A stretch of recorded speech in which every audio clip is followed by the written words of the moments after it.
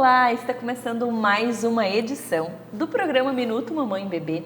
E a gente vai abrir o programa de hoje com um tema muito bacana, que é a relação do animal, do bichinho de estimação na casa e principalmente quando chega o bebezinho para essa família. E eu trouxe uma pessoa maravilhosa para nos ajudar a entender o lugar de cada um dentro desse lar. Deva, bem-vinda novamente ao nosso programa. Olá. Adorei esse tema porque realmente é muito importante. As pessoas têm o bichinho de estimação em casa como um filho. E daí eu engravido e aquele bichinho, agora ele não vai ser mais meu filho, ele vai ser irmão mais velho. Pois é. O bichinho adoece, fica com ciúme. Então, assim, me conta o que tu vê nessa parte, assim, como que tu ajuda as famílias a compreenderem e a levar esse momento, né, adiante. Tá bom. Então, eu tenho refletido muito sobre essa questão. Eu veio a partir, claro, da clínica, né? As pessoas trazem, o bichinho está doente, o bichinho está com ciúme, a relação do bichinho com a criança, né? Onde cada um fica em tudo isso. E aí eu desenvolvi essa fórmula floral Amigo Bicho, Legal. que traz um pouco da inclusão do nosso amigo de estimação, né, desse bichinho, nesse processo de cura familiar e de equilíbrio emocional da família. O que acontece? Um animal, quando ele vive na natureza, ele está 100% lá dentro do seu equilíbrio natural. Mas quando ele convive com humanos, ele começa a se vincular com o humano, e a gente sabe, né, o humano é muito grudento, né, o humano precisa dessa troca afetiva, precisa desses vínculos mais intensos, né? E os bichos entram nessa conexão. Eu vejo realmente um animal de estimação como uma bênção na nossa vida, onde a gente aprende muito, né? Sem Tanto dúvida. que tem terapias que são com animais. Tanto que, por exemplo, a minha gatinha mais velha, a Lili, ela veio no momento de vida para curar a minha filha emocionalmente. Minha filha, quando a gente mudou, a distância do pai, tudo isso foi ela a terapeuta da minha filha. Lindo. Só que nesse processo de querer ajudar o seu amigo humano, o bichinho muitas vezes adoece. É como que ele puxa toda aquela dor do humano para si. Nossa, me arrepiei. Então, não é só a relação do bichinho em relação ao grupo familiar, mas a questão de que, às vezes, sem querer, a gente sobrecarrega o bichinho. Então, é muito comum pessoas que estão muito doentes, às vezes, ela melhora e o bichinho piora. É verdade. Tá? E eu acredito que não vejo assim legal a gente fazer uma distinção. Tem uma terapia floral que é para humanos, outra que é para animais. Não quando esse animal convive com humanos. Sim, eu acho que ele é tá ali tudo dentro, a como se mesma ele coisa. fizesse, né? Ele é parte da nossa família, né? Ele é um membro. Então, em geral, a gente pode compartilhar o nosso floral com o nosso animal de estimação sempre. Até indico, você está tomando floral, se sentir, põe na aguinha dele, não tem problema. Uma vez ao dia. Daya. Mas aí veio essa fórmula especificamente para trabalhar a relação com o bichinho quando ele está apresentando um sintoma emocional. Seja um desequilíbrio emocional, ou quando eles têm pânico de alguma coisa e começa a roer, a rasgar, a se esconder. Muito. Eles têm, às vezes, sintomas de alergia, problemas alimentares. É tudo de fundo emocional. Olha só. E tem até obesidade, que às vezes eles estão com esse emocional que nem a gente. Que nem a gente. A Eles gente tá começam com a ter que nem humano. A gente está com o nosso emocional abalado, a gente acaba descontando na comida e Isso, engorda. isso. E o animal também. O animal não está bem ali e vai comendo, aí fica obeso. Isso. Porque ele acaba entrando muito na energia do humano mesmo, né? Então, esse floral, ele ajuda a devolver essa harmonia natural para o bichinho. Por isso que eu chamei de respeito à natureza, a frase que vem junto, né, do Amigo Bicho é respeito à natureza. Por que respeito à natureza? Porque a gente não pode esquecer que ele é um bichinho. Sim. Que ele vai até onde ele pode. Ele não é de verdade nosso terapeuta. Ele não é de verdade nosso filho. Ele não pode ser de verdade aquele que absorve todas as nossas dores, que dá conta de todas as nossas carências. É muita carga para um bichinho só. E a gente coloca realmente. Eu vejo muito, principalmente, Deva, mulheres que tentam engravidar e não conseguem. e tem aquele animal como filho. E daí acabam fazendo coisas nos animais como laços, roupas, sapatos. Que é exagerado, isso é exagerado e prejudica o bichinho, porque a almofadinha das patinhas, enfim, várias coisinhas assim que não é para aquele animal. Então, assim, toda aquela nossa vontade de ter um filho, de vestir, aí a pessoa acaba colocando... pro bichinho. E cria uma relação que, claro, aí quando a mulher engravida... Daí não quer mais. Aquele animal estava naquele lugar, ele perde, ele vai sofrer muito. Sem dúvida. Então, como ir regulando isso, harmonizando essa relação para abrir espaço para que chegue o filho, para que cheguem as outras pessoas na tua vida e que o bichinho não sofra tanto, né? Por isso que a frase de poder desse floral é: o meu amigo bicho é livre. Ai, que lindo! Porque a natureza, ela preza pela liberdade dos seres. E quando a gente trata com esse respeito, entendendo que ele é livre de querer ou não querer estar com a gente, que ele vai ter momento que vai querer estar no colo, vai ter momento que não, que ele não precisa usar uma roupinha, porque ele tem uma roupinha natural, que ele não precisa comer uma comida de luxo, porque aquilo é coisa nossa. Tem coisas que são superficialidades, que são mais do humano. O bicho, ele é da natureza.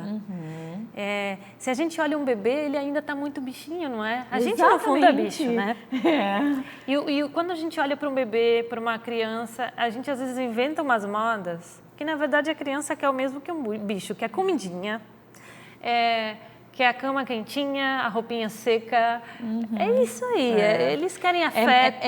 É um básico que a gente que estraga tudo, né? A gente cria umas coisas ali na volta que não tinha necessidade. Sim. Daí eu vejo também várias pessoas falando: depois quando o bebê chegou, o cachorro fica rosnando, late pro bebê, estranha, não chega perto, tenho medo que morda. Porque houve uma desarmonia. Pega o brinquedo do bebê, neném. Quer brincar com aquele brinquedo, mas eu dou a bolinha, ele quer o brinquedo do nenê, entende? Sim, é um sintoma, né? Então, com esse floral, a gente consegue harmonizar essa relação e sanar a situação para que fique em harmonia, para que o bichinho continue a fazer parte da família, com respeito à chegada do filho, com respeito a se compartilhar e cada um no seu lugar. Filho sendo filho, amigo animal sendo amigo animal, né? Legal. Um amiguinho bicho, mas não dá para exigir deles um comportamento humano, né? Porque bicho é assim, não gostei, eu vou latir, eu vou morder, eu vou arranhar, né? Gostei, eu vou... É bicho, né? Então respeita sem querer transformar isso aí, e o floral vai ajudar a harmonizar essa situação. Que bacana. E daí me fala, coloca na aguinha, uma gotinha por dia? 2 gotas, uma vez ao dia só. Pega, sei lá, 100 ml de água, que é um pote. Que daí é para também ter certeza que ele tomou toda aquela aguinha, né? Não pega um pote muito grande. Não tem problema de jogar fora a água no dia seguinte. Tá. É mais por uma questão de diluição. 2 gotas num potinho de água dele. Uma vez ao dia só, porque o bichinho é que nem criança, eles são mais sensíveis à energia. Então, uma vez por dia é suficiente. Que legal. E outra coisa bem legal é que esse floral o humano pode tomar. Olha. Então, se o humano pode tomar, você pode ter certeza que a qualidade é muito boa. É verdade. E daí, para adquirir, como é que a gente faz? Pela internet. Então, o site floraisflordeamor.com.br. E lá também tem vários outros florais. Entrega gratuita para Florianópolis. Ai, que legal. E é isso, ele trabalha a relação. Então, muitas vezes a gente precisa tomar para sanar a nossa relação com o nosso amiguinho bicho. Que lindo, adorei. Gratidão por trazer para nós mais uma fórmula fantástica, por ter essa sensibilidade e tentar ajudar a gente em tantos momentos que a gente passa nessa passagem aqui pela Terra. Pela Terra, né? Pela vida. Gratidão, viu? Por sempre trazer esses assuntos que fazem a gente refletir e pensar.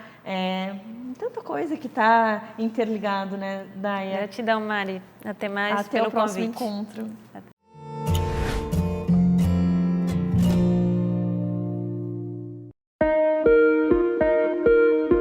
O ecocardiograma fetal é o exame de ultrassom do coração do bebezinho. O coração do bebezinho é avaliado dentro da barriga da mãe.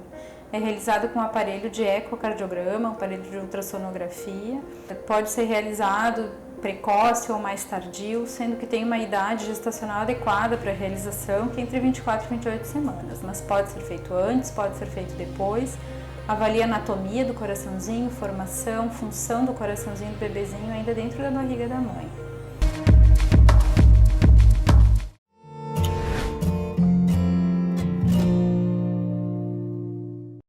escroto agudo. Você já ouviu falar? Para mim é uma novidade, eu tô curiosa, eu quero saber tudo sobre isso. Mas para a nossa cirurgia pediátrica, a doutora Bianca, não tem nada de novidade, né, doutora? Acontece bastante na emergência. Sim. Então, conta para nós um pouquinho o que é escroto agudo. Escroto agudo é quando a gente tem uma dor súbita, né, no escroto. Né? Então, é uma doença que acomete meninos. Então, é sempre em meninos, porque a gente está falando ali do escroto. Sim. E aí a criança relata que está com uma dor, e aí vai para a emergência e descobre que é escroto agudo. Exato. Na verdade, assim, o escroto agudo, ele é um nome que ele engloba 3 doenças. Olha, né? Só. Então, pode ser tanto a torção do testículo, quanto uma inflamação, que a gente chama de orquiepididimite, né? Uma inflamação do testículo. Ou pode ser também uma torção que a gente fala de apêndice testicular, que são como se fosse o que a gente explica, né, assim, para a mãe, que as mães entendem bem, é como se fosse uma verruguinha que tem ali grudada no testículo, né? É um resquício embrionário, né, da formação do testículo. Às vezes ficam os apêndicezinhos ali bem grudados no testículo. E esses apêndices, eles também torcem. Também podem torcer, não só o testículo em si, como esses apêndices. Então, quando a criança tem uma dor súbita, né, na região escrotal, a gente não sabe qual dos 3 é que é. Então, daí chegando lá, vocês vão ter que fazer exames? Como é que vocês descobrem qual é, para ver qual será o tratamento? Então, o escroto agudo, na verdade, ele causa não só essa dor, mas vem associado também a vermelhidão ali do saquinho. Você vê que a pele fica mais vermelhinha. E o testículo, na palpação, no exame físico, a gente vê que ele está aumentado de tamanho, né? Então, para a gente enquadrar a situação como escroto agudo, ele tem que ter a dor, né? O aumento do volume, né, do testículo e essa hiperemia, essa vermelhidão da pele. Entendi. Então, isso vai ser o escroto agudo. Tá. Então, se vai ser torção do testículo ou se vai ser só uma inflamação, existem alguns dados da história do paciente que fazem a gente pensar numa coisa ou fazem a gente pensar numa outra coisa. E daí, tratamentos também, cada um tem um tratamento diferente. Exatamente, cada um vai ter o seu tratamento diferente. E daí, como que trata cada uma dessas doenças que pode acontecer ali dentro do escroto? Isso assim, ó, o tratamento da torção do testículo, ele é um tratamento que é sempre cirúrgico. Tá. Não tem como você fazer uma conduta conservadora, por exemplo, diante de uma torção de testículo. Por quê? Porque as horas vão passando, né? E a chance de você salvar esse testículo, elas vão diminuindo. Então, por isso que o ideal é que quando a criança se queixe de uma dor, né, na região ali da bolsa escrotal, que ela fale para o seu pai, para sua mãe, para que ele possa levar essa criança na emergência. Porque o que a gente vê, às vezes, é que o adolescente, por exemplo, fica com vergonha. Fica. Ele não deixa mais o pai e a mãe olhar e tudo mais. Está sentindo dor, não sabe o que é, guarda e vai aquela aguentando, informação. E vai aguentando, até uma hora que ele não aguenta mais. Acha que bateu, de repente. Exato. Desses 3 diagnósticos, o que a gente vê, a torção de testículo, ela é mais comum nas crianças maiores, né? Ali mais 11 anos, 12 anos, mais para adolescência, né? A orquiepididimite e a torção dos apêndices testiculares, eles são mais frequentes na faixa etária menor. Então, isso já vai direcionando um pouco o teu raciocínio. Já vai para vocês entenderem, né, o que pode ser. Exato. A torção do testículo é o que mais preocupa a gente, porque tem essa questão do momento da cirurgia, né? Que quanto mais cedo você fizer, maior é a chance de você salvar esse testículo, claro. Né? As outras 2 situações nem sempre são cirúrgicas, né? Então, você pode tratar, às vezes, com analgésico e fazer uma reavaliação. Então, existe a possibilidade de ter que retirar o testículo se for tardio o diagnóstico, né? Exatamente, existe. A gente sabe que quando passa de 24 horas do início dos sintomas, a chance de você salvar um testículo ela é muito pequena. Olha só! Muito. Faz muita diferença você abordar uma criança com 3, 4 horas de dor e uma criança com 24, com 48 horas de dor.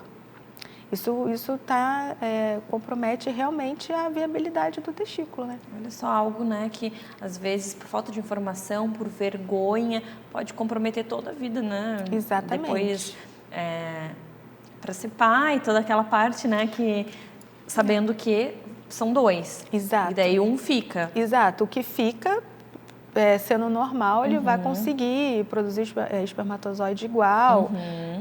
A criança vai chegar na vida adulta, ela vai poder ter filho igual, né? Então, é mais pela questão estética, talvez? É estético. Então, aquele lado que você tirou o testículo vai ficar uma bolsa escrotal vazia. Um murchinho ali. Exatamente, daí, às murchinho. vezes, né? A pessoa pode se incomodar, enfim, algo que poderia ter sido evitado se tivesse feito o diagnóstico no tempo correto, né? Exatamente. Assim como a gente fala de todas as outras doenças. Sim. Porque o corpo, ele dá o sinal, que é qual é o sinal? A dor, a febre. Então, sentiu qualquer sinal, qualquer desconforto, vai para a emergência, vai buscar ajuda, porque pode ser algo que precise de muita agilidade, né? Porque na verdade, quantas pessoas você conhece que já ouviram falar essa palavra, né? É verdade. Então, nem sempre os pais sabem o que é, mas é como você falou, tem dor. Toda dor, qualquer que seja, ela tem que ser investigada. Sem dúvida, é um sinal que o corpo está mandando para a gente procurar alguma solução. Doutora, adorei. Muito bom a gente levar esse tipo de informação, porque pode mudar a vida de tantos meninos e depois adultos, né? Porque mesmo que tenha o outro testículo, entra toda aquela questão estética da pessoa não se gostar. A gente sabe que a adolescência é muito complicada. Exato. Se com acne no rosto eles se incomodam, imagina, né? Eu não tenho um testículo. Então, achei muito interessante esse tema, porque eu não conhecia. Lógico, eu sou mãe de menina. Então, quantas mães de meninos também não conhecem? Então, assim, ficam alerta. Sentiu dor... será que ele bateu? Isso só quem pode dizer que foi uma batida ou não é o médico, né, doutora? Exato. Toda dor escrotal tem que ser investigada. Sempre. Adorei. Obrigada. Até o próximo encontro. Obrigada a você. Nós sabemos que depois de uma gestação e de um parto, muitas mulheres, eu acredito que todas, ganham alguns pezinhos, 1 quilinho a mais, enfim. E aí vem aquela luta para perder, eliminar esses quilos indesejados. Então, a doutora Karina, bem-vinda ao nosso programa. Tudo bem, Mari? Tudo bom, querida? Hoje tu traz dicas de ouro, então, para nos ajudar nesse processo que acho que toda puérpera quer muito. Como facilitar esse processo da perda de peso depois de ganhar o bebezinho? Bom, a gente sabe que o peso é uma fonte de preocupação e às vezes até um pouco de ansiedade depois do parto, né, para quase todas as mulheres.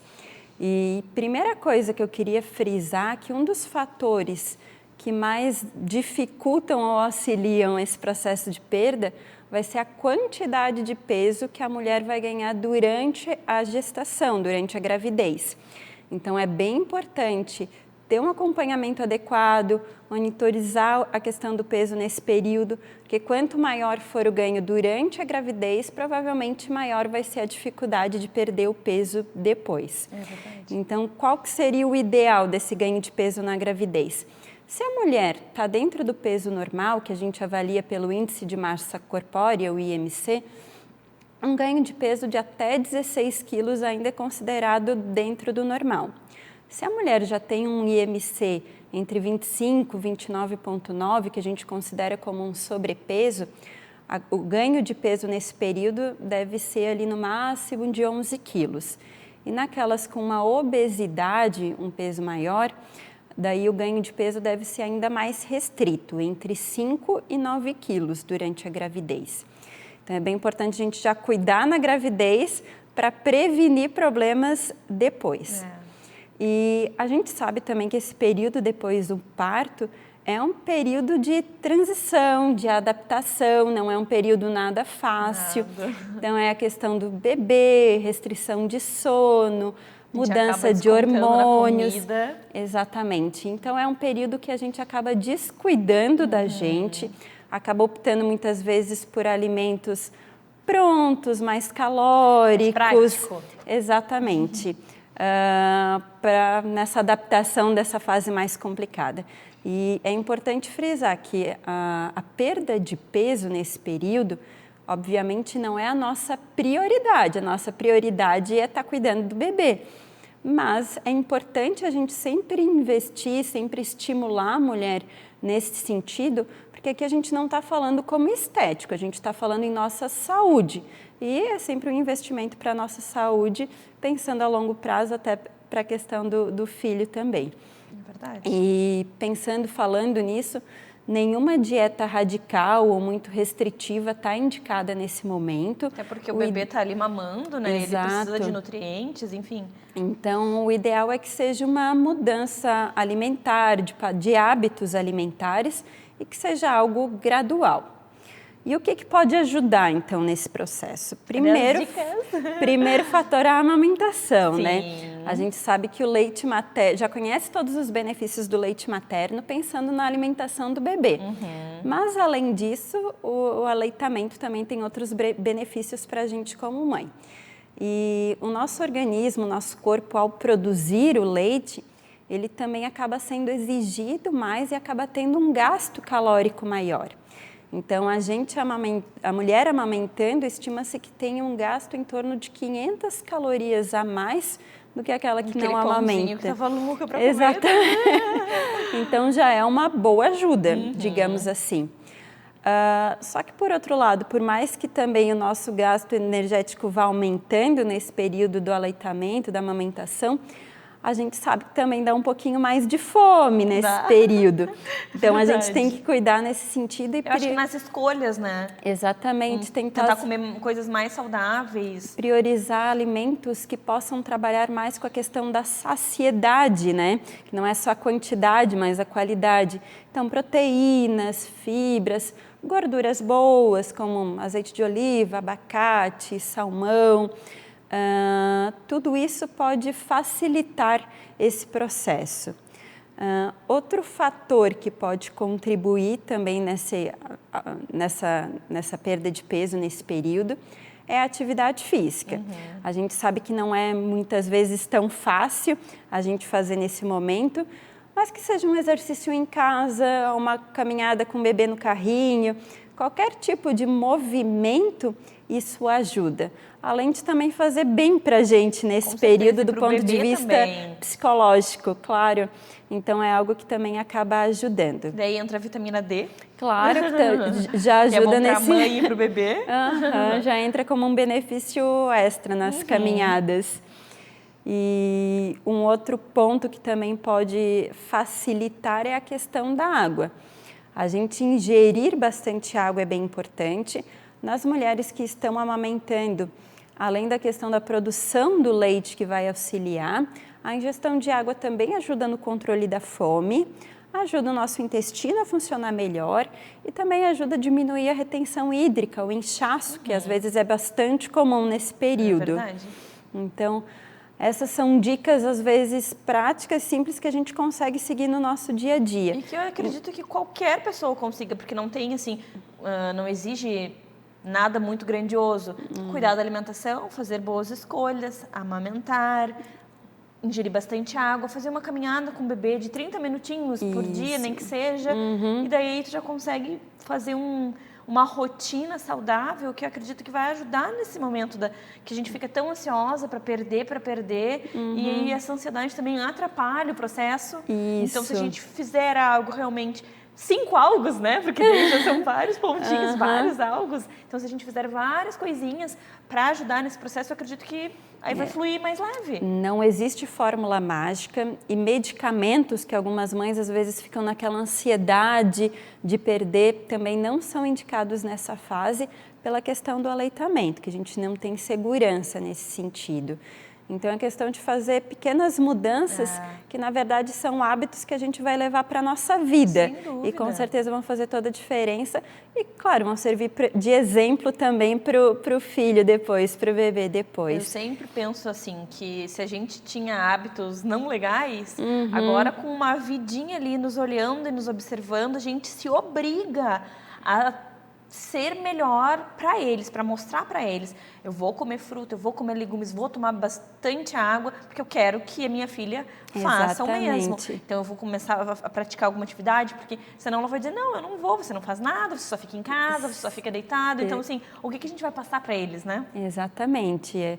A gente servir de exemplo é um ótimo estímulo. Não adianta você falar para o seu filho comer frutas, comer legumes, e você não está fazendo isso. Exatamente. Então a gente tem que servir de referência. E depois a gente acaba ganhando. É verdade. A gente ganha muito, porque daí a gente faz uma transformação pensando neles e o nosso corpo agradece. Aí fica tudo maravilhoso, né, doutora? Exato. E claro, como eu falei, não é nem pensando do ponto de vista estético, mas de saúde geral. Dúvida. E isso é um investimento a longo prazo. Com certeza. Depois medicamento, enfim, um monte de doença que pode vir, que a gente evita tendo bons hábitos, né, doutora? Exatamente. Obrigada por trazer essas dicas valiosas, porque às vezes as Imagina. pessoas pensam que tem um milagre, algo, não, é o básico, mas a gente tem que ouvir esse básico e colocar em prática, que daí dá certo, né? É verdade. Obrigada, até o próximo encontro. Até mais. Tchau, tchau. Tchau.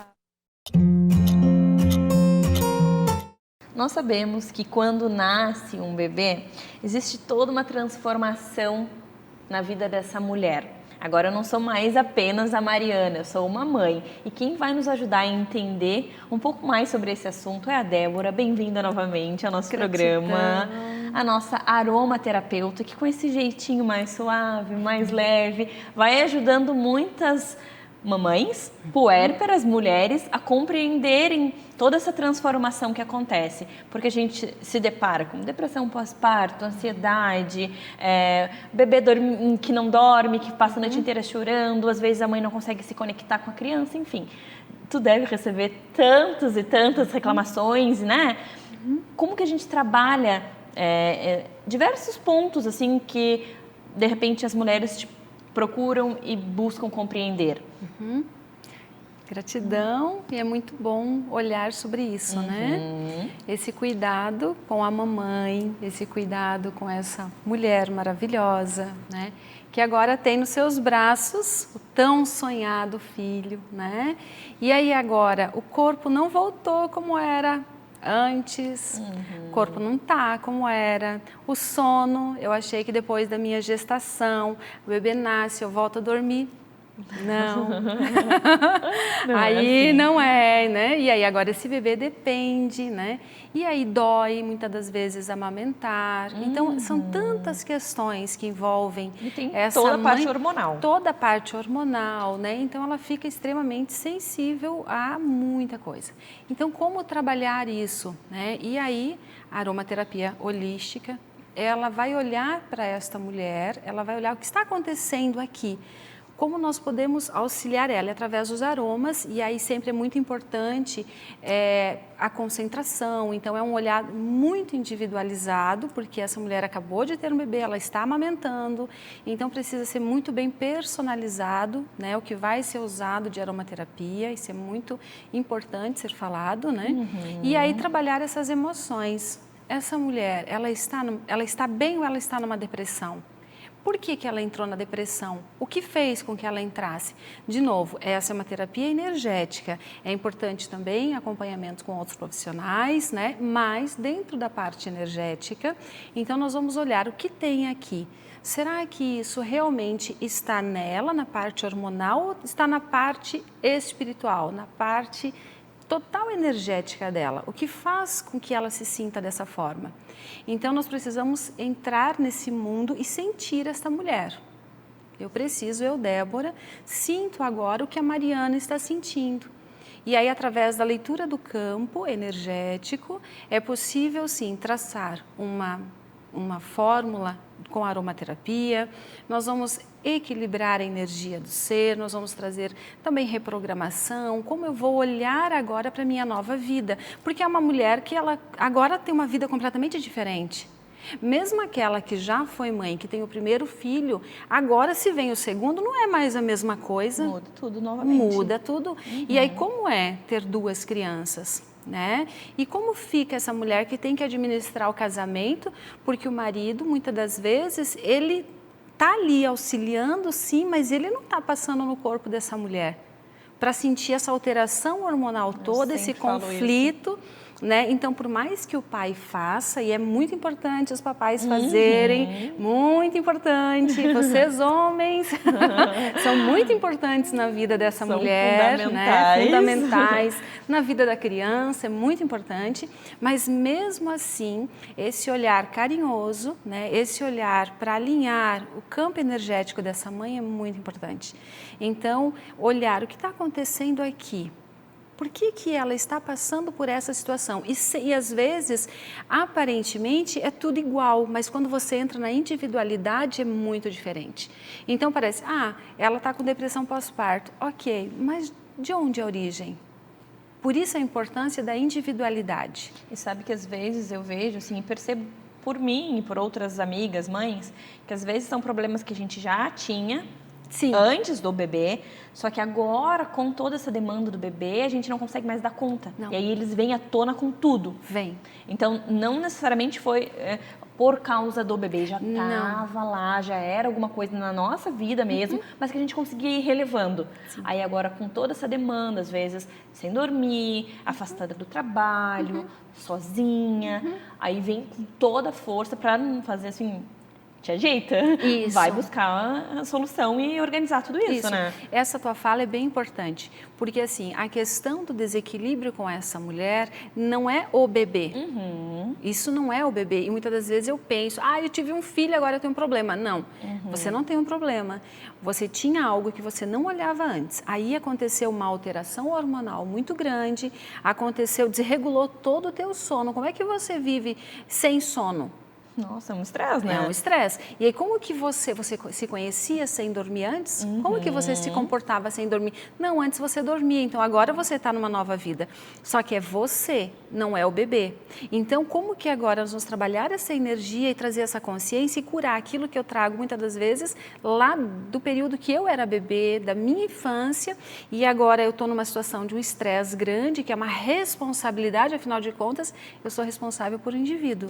Agora é meu, né? Não posso devolver para ninguém. Não, e eu vou fazer o quê? Como eu vou educar? Como eu vou conduzir? E aí vem os meus medos. Quanta responsabilidade, eu não tinha percebido. Então, e aí como pegar este ser e conduzir da melhor forma? E aí essa mulher começa a se cobrar e daí as mamães se culpam. Nossa. Aí as mamães acham que não estão sendo boas o suficiente. Essas mamães, elas acabam se maltratando, né? E aí assim, não, mãe, vamos lá. O que está acontecendo? Isto é a Mariana mãe. Isto é a Mariana mulher. Vamos separar onde é que estão, para não dar essa confusão de sentimentos e emoções. E com as terapias, né, energéticas, é possível alinhar este campo energético, é possível trazer compreensão, visão e tratar esta mulher para que ela seja a sua melhor versão de mãe, a sua melhor versão de mulher, né? Então esse cuidado é importante. E dentro de tudo isso, trazendo sempre, eu trago muito a aromaterapia junto, porque é uma ferramenta bem especial, bem importante. É verdade. E daí, assim, às vezes a criança não está dormindo, chora muito, mas a gente nem imagina que é a nossa energia que o próprio bebê está captando, né? Pode. E o bebê, nós vamos crescendo e nós vamos, muitas das vezes, nos desconectando do nosso ser espiritual. Nós vamos nos desconectando daquilo que é a nossa essência, né? E aí o que acontece? Esse bebê que está ali, ele está percebendo tudo à volta e ele está ligado à mãe. Então a mãe está sentindo, tudo que o bebê conhece são as emoções da mãe.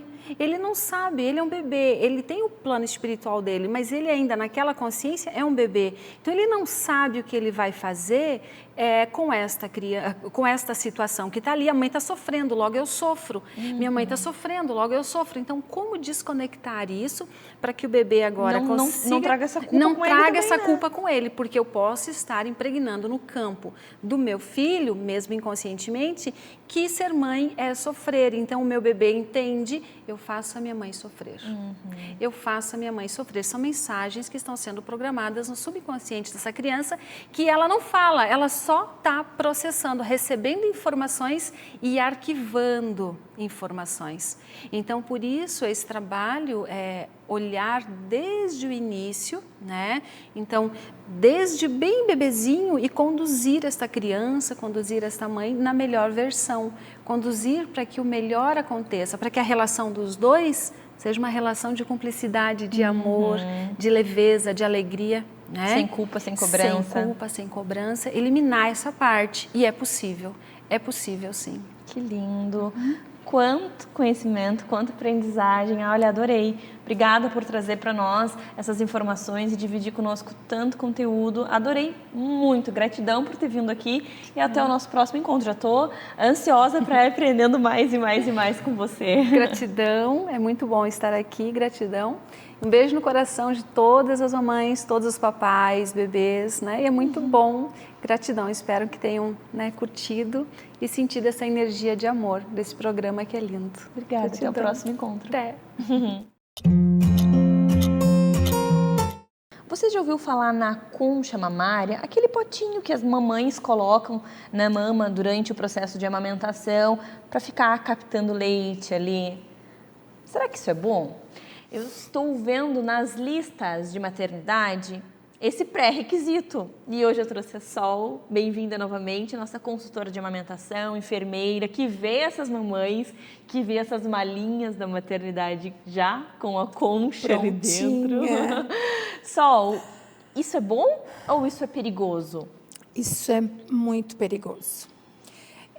Eu tenho realmente, Mari, visualizado esse mês, assim, ó, foi algo que, por isso que eu trouxe para o programa. Porque foi algo que me chamou muito a atenção, assim, eu fui em vários quartos. E todas elas tinham? E me deparei com a tal da concha. E é uma concha, a gente sabe, é uma concha de silicone, muitas pessoas não devem conhecer, mas é uma conchinha de silicone que tem um buraquinho, né, no meio, que encaixa o mamilo. E coloca dentro do sutiã e o sutiã fica segurando a concha, né? Isso. E apertando. E apertando. E essa pressão que a concha faz na mama, porque daí põe o sutiã e a concha realmente faz uma pressão. E aí inicia a fase da apojadura, né? Que automaticamente a mama faz um processo inflamatório. Esse processo inflamatório faz o quê? Um edema. E essa mama fica muito dolorida, né? Essa concha fica ali apertando, a paciente acaba perdendo ali o colostro, que é algo muito importante para o bebê nesse momento, mas ela não se conscientiza de que está ali apertando e está fazendo uma pressão nos ductos. E quando faz a pressão, o colostro é muito espesso. O cérebro entende que tem que produzir, porque está vazando, né? Claro. E aí vai acumulando o colostro, às vezes, para você tirar, o bebê tem que sugar, muitas das vezes ele nem dá conta. E aí a gente tem que ir lá massagear e ajudar na ordenha. O que acontece? Vai fazendo o acúmulo, forma tipo uma gordura acumulada, né? Porque o colostro ele é mesmo bem oleoso, e aí isso faz com que faça obstrução, porque está produzindo, aquilo está prendendo ali, está preso, né? Está ajustado, e aí não drena em todos. E acaba fazendo essa obstrução. E muitas das vezes essas mamães fazem mastite por obstrução devido ao uso da concha. Mas eu só vou fazer mastite só com o uso da concha? Não, gente. A concha é uma das causas, né? É uma das causadoras. Mas não sempre você vai fazer uma mastite por causa do uso da concha. Claro. Né? Eu usei, né, Sol? Eu usei e realmente fui atendida por ti. E naquela época, quase 3 anos, foi a orientação que você me falou. Você está usando a concha, ela está te apertando e tu está obstruindo ali. E realmente foi muito dolorido. Isso. E se eu soubesse, eu não teria usado, obviamente, né? Exatamente. E eu ouço muito assim, ó, não, aqui eu não tenho mamilo e a concha ela vai moldando. Tá? Eu ouvi isso.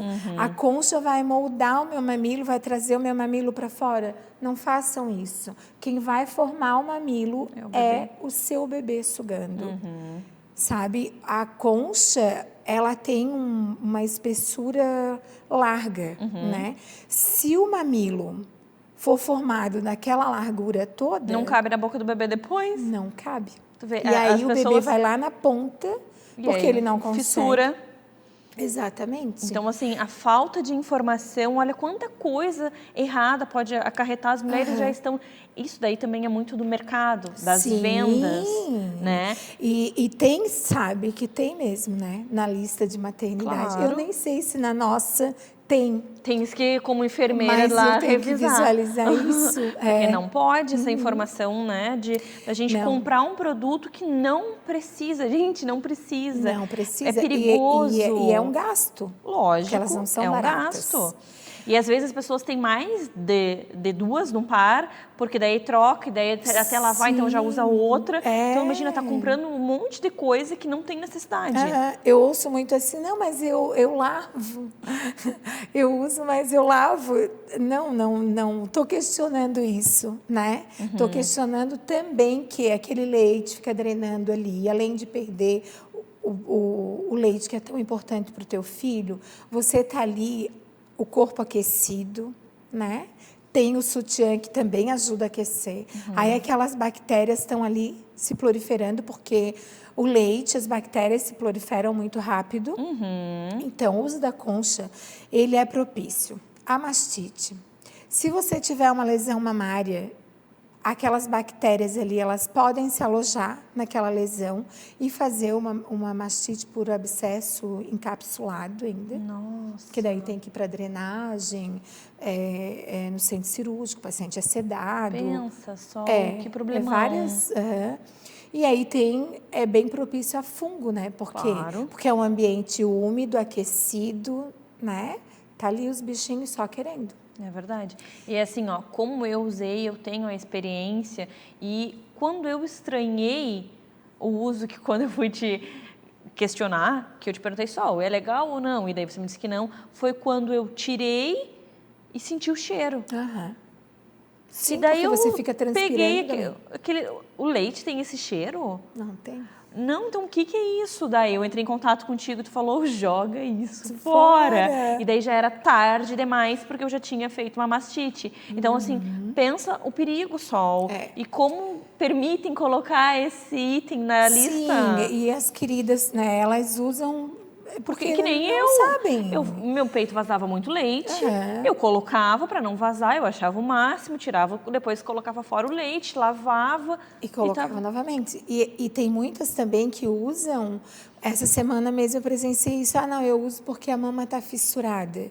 Não usem quando a mama estiver fissurada. Você vai dobrar uma fraldinha, faz um rolinho de uma fraldinha de boca, enrola ali, e aí põe o sutiã. Quando, às vezes, o mamilo é mais protruso, né? Então, enrola, se a fraldinha é muito fininha, enrola 2 fraldinhas juntas, aquelas fraldinhas quadradinhas de boca, enrola 2, bota no mamilo, fecha Porque com o sutiã. quando a gente encosta o sutiã ali, ele raspa e é terrível Hoje a também sensação. tem, né, Mari, essas Rosquinhas. essas rosquinhas prontas. Que é de tecido que você coloca ali, e aí a altura da rosquinha não permite que o bico do peito encoste no sutiã, então ele fica ali protegido. Ela vai fazer... Eu ensino todas as técnicas mais baratas possível, porque ter filho já é um gasto. Sim, sem dúvida. Que não é pouco. E todo né? mundo tem essas fraldinhas. Exatamente. Então, com algo que você tem em casa,